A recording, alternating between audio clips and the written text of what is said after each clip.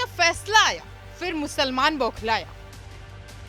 जो बचा था उसे भी पूरी कर दी। वक्फ बोर्ड के संशोधन में जेपीसी ने मंजूरी दे दी। संयुक्त संसदीय समिति यानी जेपीसी की बीते दिन बैठक हुई, जिसमें खूब बवाल कटा। संसद में वक्फ बोर्ड को लेकर विधेयक पेश किया गया तो वहीं विपक्ष ने जमकर हंगामा काटा, जिसके बाद मामले को जेपीसी यानी ज्वाइंट पार्लियामेंट कमेटी के पास भेज दिया गया। लेकिन अब वहां से भी इन लोगों को लताड़ दिया गया है, जिसके बाद से ओवैसी समेत कई विपक्ष के नेता बौखलाए हैं, चिल्ला रहे हैं, माहौल बना रहे हैं। लेकिन कहते हैं ना कि अब पछताए का होत है जब चिड़िया चुग गई खेत। ओवैसी साहब, अब तो सब कुछ खत्म हो गया है, अब तो सब कुछ फुल फाइनल हो गया है। बवाल करने की एक वजह यह भी है कि जेपीसी बैठक में एनडीए के सांसदों ने जो सुझाव दिए थे, एनडीए गठबंधन के सांसदों ने जो भी सुझाव दिया था उसको मान लिया गया है। तो वहीं दूसरी तरफ विपक्षी सांसदों ने जेपीसी के बदलाव में जो चीज दी थी, जो सुझाव दिया था, उसको पूरी तरह से नकार दिया गया है, जिसके लिए विपक्षी सांसद ने खूब हंगामा काटा। ओवैसी समेत कई लोग तुरंत मीडिया के सामने आए और फिर शुरू कर दिए वही अपना पुराना काम, अध्यक्ष को दोष देना और सरकार को दोष देना। इसके साथ ही उन्होंने लोकतंत्र पर भी सवाल उठाया। ओवैसी ने यह भी कहा कि इस बिल को इसलिए भी इतनी जल्दी लाया जा रहा है क्योंकि वक्फ बोर्ड को खत्म करने की कोशिश की जा रही है। सूत्रों की माने तो 40 में से 14 संशोधन को मंजूरी दे दी गई है, जिसके लिए 29 जनवरी को वोटिंग होनी है और फाइनल रिपोर्ट 31 जनवरी को सौंप दी जाएगी। देखिए, ये जो वक्फ का बिल है, ये बहुत ही नाजुक मसला है। जल्दबाजी में अगर सरकार ये चाहती है कि बुलडोज करके जॉइंट वर्किंग कमेटी से इसको पार्लियामेंट को लाया जाए, तो इसके बहुत बुरे नतीजे निकलेंगे, कानूनी तौर पर भी और एक कम्युनिटी पर इसका बहुत बुरा असर पड़ने वाला है। क्योंकि इसमें जो अमेंडमेंट्स प्रपोज किए जा रहे हैं वो वक्फ प्रॉपर्टीज़ को बचाने के लिए नहीं किए जा रहे हैं, वो वक्फ प्रॉपर्टीज़ को बर्बाद करने के लिए किए जा रहे हैं। और जैसा कि हमारे अभी फाजिल दोस्त नासिर साहब ने कहा है कि लैंड तो स्टेट लिस्ट में है, लैंड का जो मसला है वो तो स्टेट के तहत होगा, तो इसलिए इस पर जल्दबाजी में इतनी तेज़ी से जो बीजेपी इस बिल को जेडब्ल्यूसी से ख़त्म करा के पार्लियामेंट लाना चाह रही है, ये हमको समझ में नहीं आ रहा है। इसी के साथ विपक्ष के सांसदों ने भी कहा कि उनकी बात सुनी नहीं गई है। अध्यक्ष जगदम्बिका पाल तानाशाही कर रहे हैं, उन्होंने वही तय किया जो उन्हें पहले से तय किया था। ये लोकतंत्र के इतिहास में काला दिन है। इस सब के बारे में जब जगदम्बिका पाल से पूछा गया तो उन्होंने साफ इनकार कर दिया। उन्होंने कहा कि पूरी प्रक्रिया लोकतांत्रिक तरीके से हुई है, बहुमत के आधार पर फैसले के लिए लोकतांत्रिक ढंग से बैठक हुई। और कल जो सरकार द्वारा वक्फ के 1995 के बिल में संशोधन आया था, उस संशोधन को जेपीसी को रेफर किया था, जिसमें पिछले 6 महीने से हमने लगातार राज्यों का दौरा, चाहे महाराष्ट्र हो, गुजरात हो, तमिलनाडु हो, कर्नाटका, तेलंगाना, उड़ीसा, असम, वेस्ट बंगाल, बिहार, यूपी, दिल्ली में 36 बैठकें किया और तमाम स्टेक होल्डर्स के साथ, स्टेट गवर्नमेंट के ऑफिशियल साथ, वक्फ बोर्ड, शिया वक्फ बोर्ड, सुन्नी वक्फ board, minority commission, Islamic scholars, professors, retired जजेज, लायर्स, हाई कोर्ट्स के, सुप्रीम कोर्ट के, सबसे मिले। अब उस पे कल की जो बैठक थी, उस 44 क्लाजेज पे या संशोधन पे हमने माननीय सांसदों से एक संशोधन मांगे थे, क्योंकि वही एक प्रक्रिया होती है। तो उसमें संशोधन आए थे और एक एक संशोधन को प्रस्तुत करने का अवसर हमने सभी सदस्य को दिया। आज जो आरोप भी लगा रहे हैं, चाहे कल्याण बनर्जी हों और चाहे ए राजा हों और चाहे अन्य हों कि साहब हमको बोलने का अवसर नहीं दिया, उनसे हमने एक एक संशोधन पे प्रस्तुत करने के लिए कहा।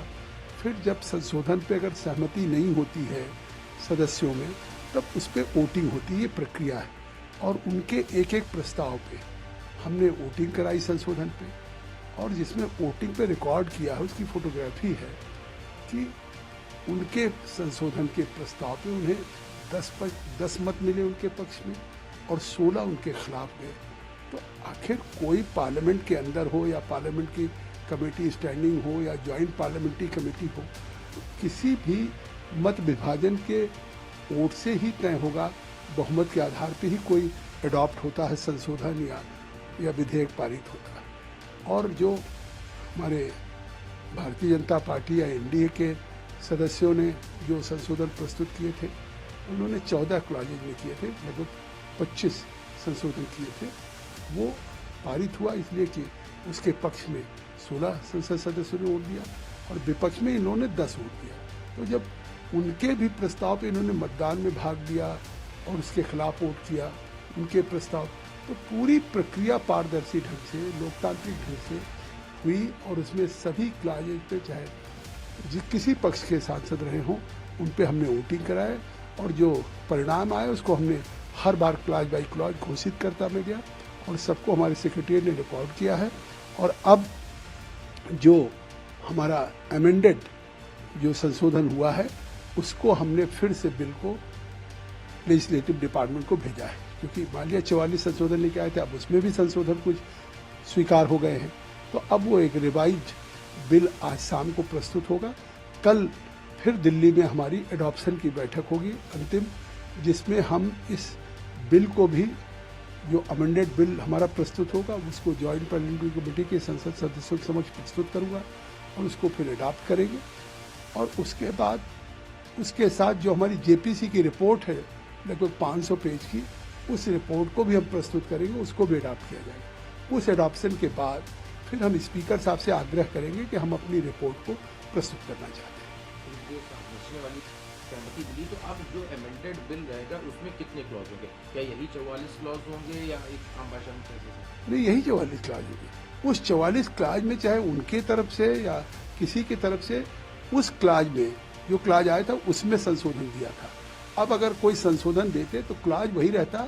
मान लिया सेक्शन 2A, तो अगर सेक्शन 2A है या सेक्शन 2 में सरकार संशोधन लेके आई थी, अब ये जो संशोधन स्वीकृत हो जाएगा और इसको रिवाइज बनेगा तो उसमें सेक्शन 2 और सेक्शन 2 के A एक और जुड़ जाएगा, प्रोवाइजो। हाँ, प्रोवाइजो, उसको प्रोवाइजो के रूप में 14 क्लॉज पे अमेंडमेंट हुए। हाँ, उसमें प्रोवाइजो के रूप में जो हमारे संशोधन स्वीकार हुए हैं बहुमत के आधार पे, वो उसमें प्रोवाइजो करके जोड़ते हैं। कितने संशोधन, मतलब कितने क्लॉज पे संशोधन? मैंने कहा ना 14 क्लॉजेज पे संशोधन में लगभग 25 संशोधन। 25 संशोधन, यानी कि एक क्लॉज में 2 संशोधन भी हो सकते हैं। हाँ, छोटे छोटे संशोधन होते हैं ना, एक शब्द का संशोधन होता है, तो उस तरह, लेकिन हुआ है 14 क्लॉज। तो लेकिन अभी जैसे और लोगों विपक्ष के जो सांसद थे, जैसे उन्होंने कहा कि जब अपने बयान उन्होंने दिए कि एक डेमोक्रेटिक वे में चीज़ें नहीं हुई और जो वोटिंग रही मेजॉरिटी उनकी तरफ थी, इस वजह से पक्ष की बात बताते सारी चीज़ें रिकॉर्ड पे झूठा आरोप लगा रहे हैं। चाहे वो शुरू से आपने देखा होगा कल्याण बनर्जी जी, अगर इस कल की वोट की बात मैं नहीं करता हूँ, आपने देखा होगा पिछले 5 महीने में जब से बैठकें हो रही हैं, कल्याण बनर्जी हों, ए राजा हों, वैसी हों, या अब्दुल्ला हों, नासिर हों, या संजय सिंह हों, तो या इमरान मसूद हों, इन लोगों ने हर दिन मीटिंग को बाधित किया होगा। हर दिन यहाँ तक कि स्थिति आ गई हुई कई बार कि हिंसा करने की कोशिश की, बोतल फेंकने की कोशिश की। तो ये प्रक्रिया, इसके बावजूद भी मैं धैर्य से लोकतांत्रिक ढंग से चलाता रहा और इतना मैंने उनको बोलने का अवसर दिया है। क्रॉस एग्जामिनेशन करने का जो विटनेसेज आते थे, इतना हमने दिया है कि शायद वो कह सकते हैं। आखिर कल भी तो उन्होंने भाग लिया ना, ये नहीं कह रहे ना कि हमने वोटिंग में भाग नहीं लिया। लेकिन अब अगर पार्लियामेंट में कोई विपक्ष ये कहे कि साहब ये कानून पास हो गया, तो कोई पार्लियामेंट में भी इसी तरह की वोटिंग होती है कि अगर विपक्ष संशोधन मूव करता है और अगर वो संशोधन नहीं उसके पक्ष में बहुमत आता है तो वो संशोधन अस्वीकृत कर देते हैं स्पीकर साहब। वही काम हमने जेपीसी में किया कि उन्होंने संशोधन मूव किया। अब अगर उसको बहुमत नहीं मिला, बहुमत उस संशोधन को निरस्त करने का की वोटिंग हुआ, तो परिणाम में मैंने उसको निरस्त किया। तो ये एक लोकतांत्रिक प्रक्रिया है, पूरे ट्रांसपेरेंट ढंग से हुआ है और आज देश भर में इसकी चर्चा भी है। और जिस तरह के जो संशोधन मंजूर हुए हैं वो सारी चीजें अब आ भी रही सामने। दरअसल वक्फ बोर्ड में बदलाव के बाद बल्कि ये भी देखा जाएगा कि पैसा कहां से आता है और कहां जाता है। वक्फ बोर्ड के पास कितनी जमीन है, कौन किसकी है, इस पर भी पैनी नजर रहेगी। जेपीसी की रिपोर्ट के आने के बाद ओवैसी समेत तमाम लोग बौखलाए हुए हैं। मुद्दा ये है कि इन लोगों का वोट बैंक चला गया है।